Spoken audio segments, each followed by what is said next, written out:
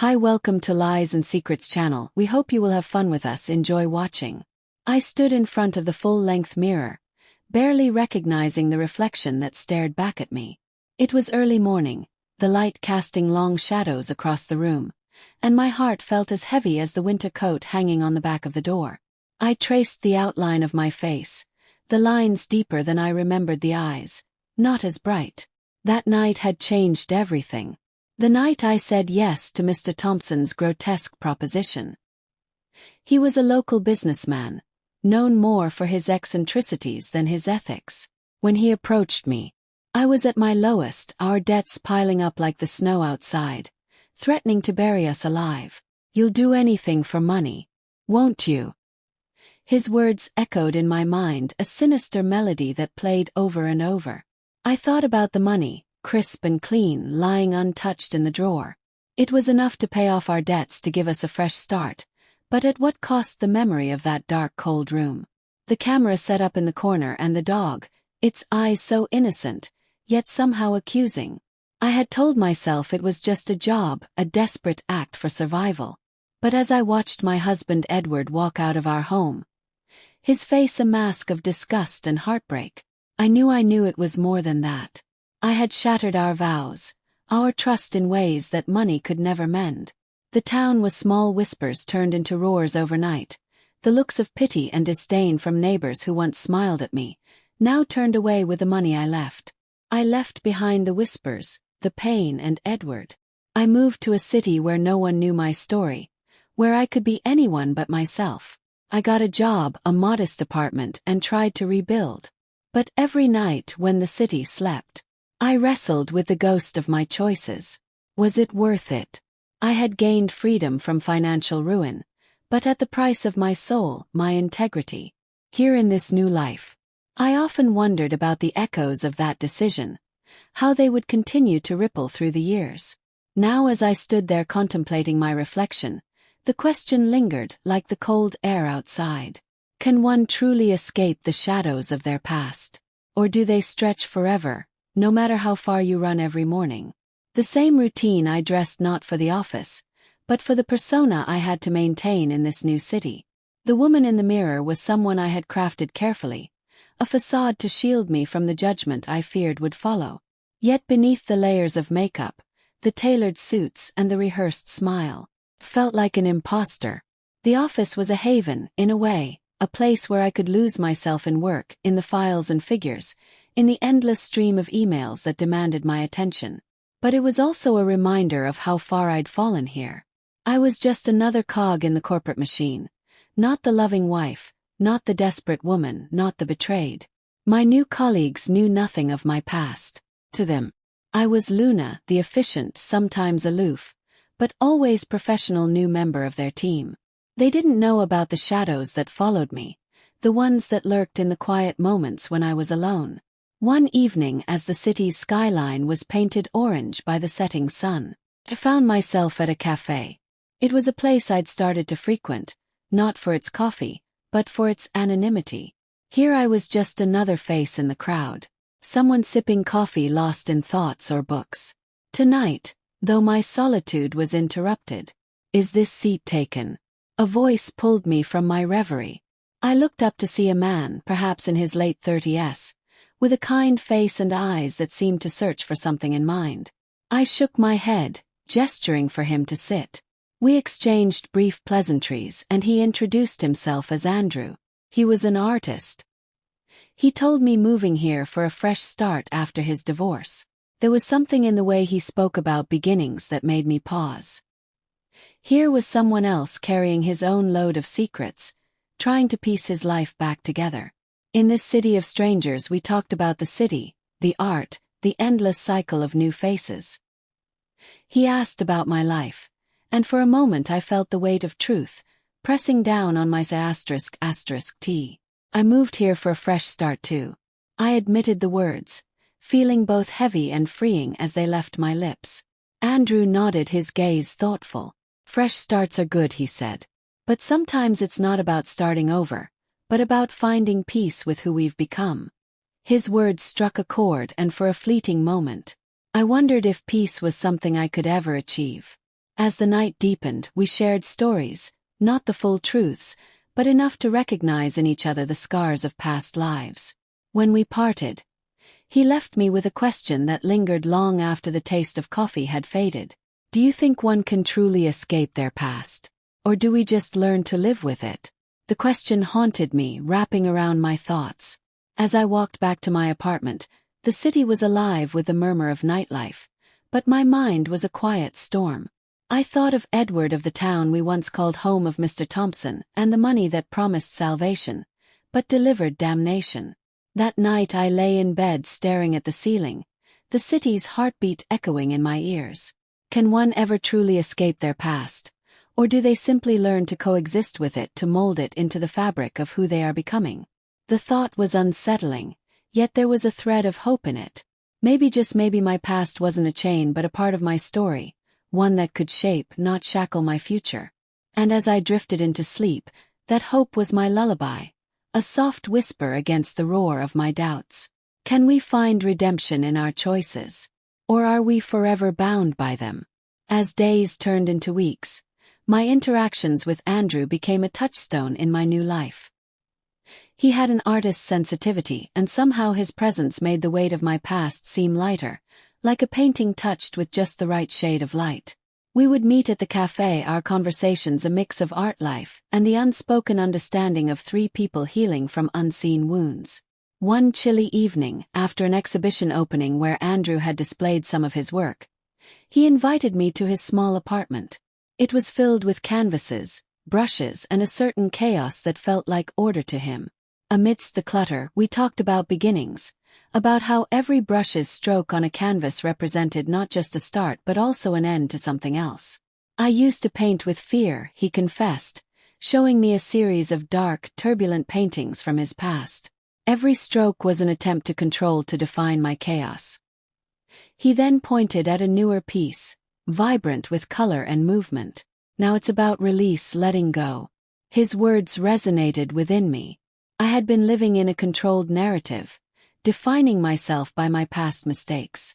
But could I, like Andrew, learn to paint my life with strokes of freedom rather than fear? You know, Luna, Andrew said, his eyes piercing through the layers I had built around myself, your story, your real story. It's not something to escape from, something to embrace. Your past is part of your palette. His insight felt like a key, one that could unlock the chains I'd wrapped around my heart. But the question still gnawed at me. Could I truly live with my past? Or would it always be a silent judge over my every decision? Months passed and our friendship deepened.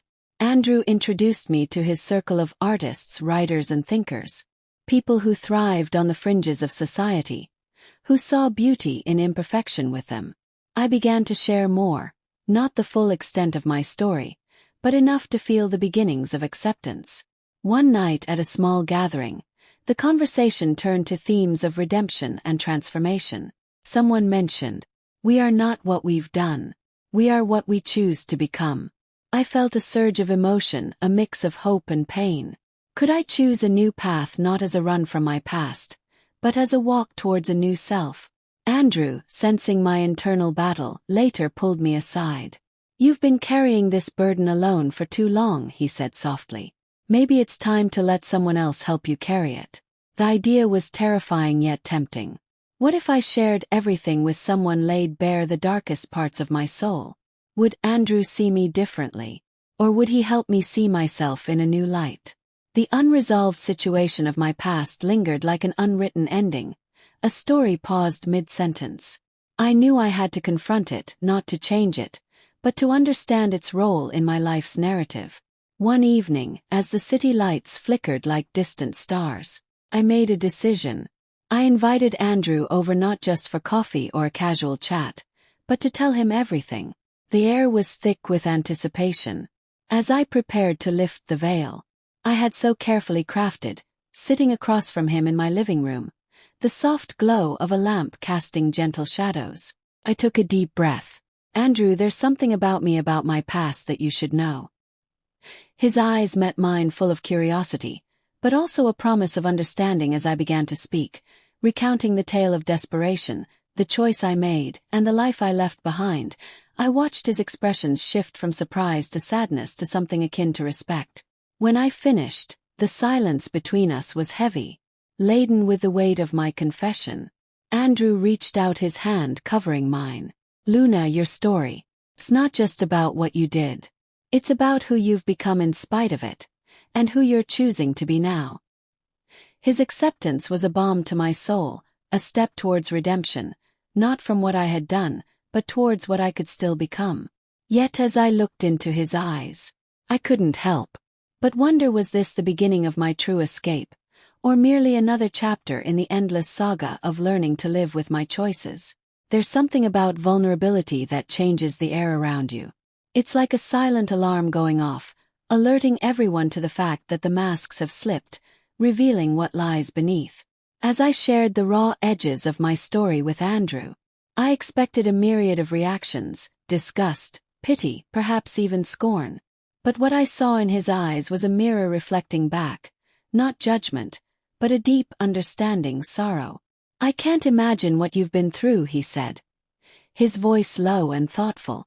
But Luna, your past, it doesn't define you. It's part of you, yes, but it's not the sum total of who you are. His words should have brought comfort, and in a way they did. But they also stirred a storm within me. Could someone truly separate the act from the actor? Was there a line where the deeds of desperation ended and the person striving for redemption began? Andrew's hand remained on mine, warm and reassuring. You're not alone in this, he continued. We all have our shadows. The key is not to let them define us, but to use them to shape who we want to be. The city outside was alive with its nightly pulse, but within the walls of my apartment time seemed to slow. I felt as if I was standing at a crossroads, one path leading back into the darkness of my past, the other towards an uncertain but hopeful future. But what if I started my voice catching? What if the past isn't just shadows but stains? What if they don't fade, no matter how much I try to move forward? Andrew paused, his gaze drifting to the canvas, leaning against the wall, a study in contrasts and color. Sometimes, he said, slowly, the stains, the imperfections, they what make the picture beautiful. They tell a story of struggle, of survival. They're not blemishes, but badges of honor. I looked at the painting, seeing not just the art but understanding the metaphor. Could my life be a canvas where the dark patches were as integral as the light? The night deepened, and with every tick of the clock, my resolve grew. I need to do more than just live with my past. I confessed. I need to confront it, not for forgiveness but for peace. I need to face the town I left, the people, and maybe even Edward. Andrew's face was a mix of concern and encouragement. That's a brave step, Luna. Confrontation is often the first step towards liberation. The idea of returning to where it all began, where every corner held a memory, was terrifying. But as I looked at Andrew, I felt a strange empowerment. Here was someone who saw through my carefully curated exterior and still chose to stand by me. Will you come with me? I asked, suddenly the question hanging between us, a bridge between my past and the potential of my future.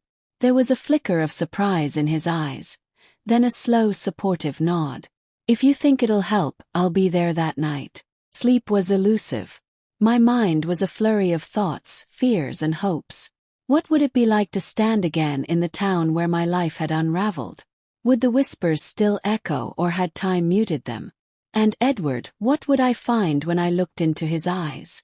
After all this time, the next morning as the city awoke, felt different. The weight was still there, but it was different, less like a burden and more like a challenge, a gauntlet thrown down by my own choices. Andrew and I planned the journey, setting a date, discussing what we might face. There was a part of me that feared this might sever the fragile bond we were forming, but there was also a part that yearned for the authenticity that could come from this confrontation. As the day approached, my heart oscillated between dread and determination. The question that had haunted me now took on new urgency. Would facing my past truly set me free?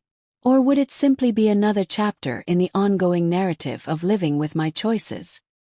We packed not just clothes, but also the courage to face whatever awaited us. The car ride to the town was silent, each of us lost in our own thoughts. The landscape changed from urban sprawl to the familiar rural scenery, each mile bringing me closer to the confrontation I had long avoided, and as the town sign came into view, my heart raced not just with fear, but with a curious blend of anticipation and trepidation.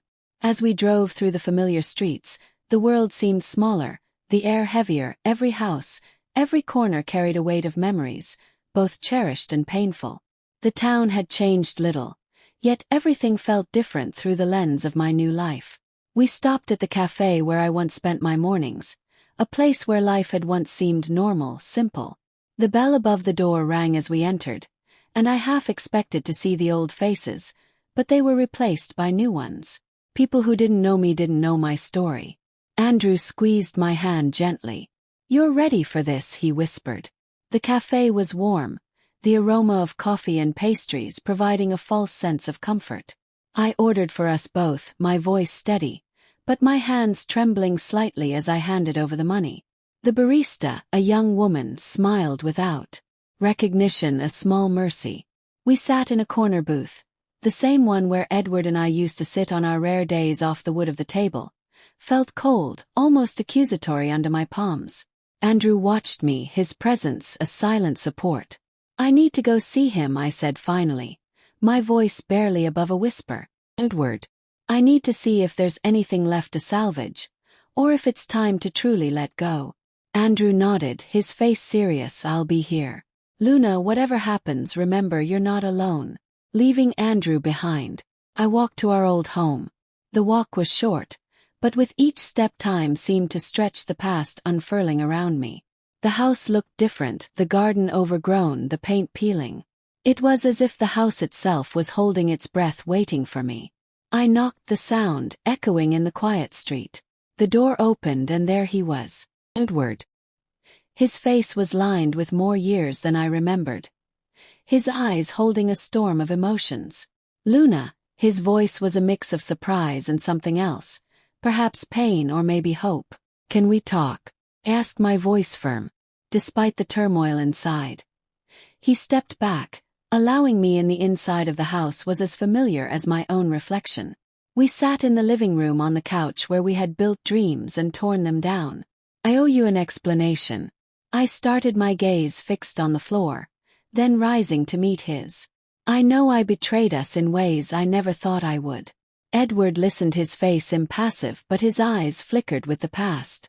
I told him everything, from the desperation to the decision, from the money to the escape. Each word felt like lifting a stone, heavy and unforgiving but necessary. When I finished, the silence was profound. Edward looked at me, really looked, as if trying to see the woman he had loved through the layers of time and betrayal. "Luna," he began, his voice hoarse. "I've spent years trying to understand, trying to forgive not just you, but myself for not seeing, not stopping." Tears welled up in my eyes. "I never meant to hurt you, Edward. I thought I could fix everything with that money, but at what cost?" His question mirrored my own, echoing the one I'd asked myself 999 times. "I don't know if I can undo what I've done," I admitted, "but I came back to face it, to try and find peace with it, with us."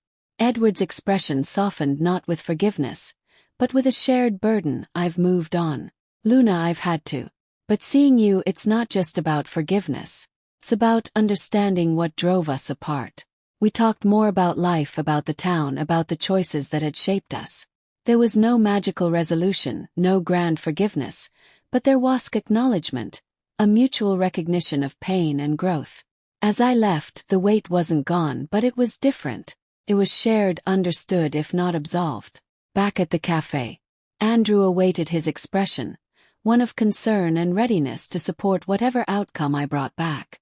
I sat down, took his hands, and for the first time in a long time, I felt a small seed of peace taking root. "Edward and I began, my voice steadier. "We're not the same people who said goodbye, but we've not reconciled. But we've come to a sort of understanding, a recognition of the past, and perhaps a hope for future peace." Andrew looked at me, his eyes reflecting both relief and a gentle probing for more. "And how do you feel about it?" I paused, considering the layers of emotion swirling within me. "It's like I've opened a door I thought was sealed shut forever." There's still a lot of pain, a lot of regret, but there's also this clarity, like seeing the whole picture, not just the dark parts. He squeezed my hand, offering a smile that was both supportive and thoughtful. Sometimes facing our darkest moments can be the light we need to move forward. We sat there for a while, the cafe around us, a bubble of warmth in the cold, judgmental town. The conversation shifted to lighter topics, to art, to the city life. We had both left behind momentarily for this confrontation with my past. As the evening drew in, casting long shadows across the room, I felt a resolve solidify within me. I think I said more to myself than to Andrew. I can live with my choices now, not as a chain but as part of who I am, a part that shapes my future, rather than defining it. Andrew nodded, his gaze steady. You've not just faced your past, Luna. You've reclaimed it. And in doing so, you've opened up a new path for yourself. The drive back was different.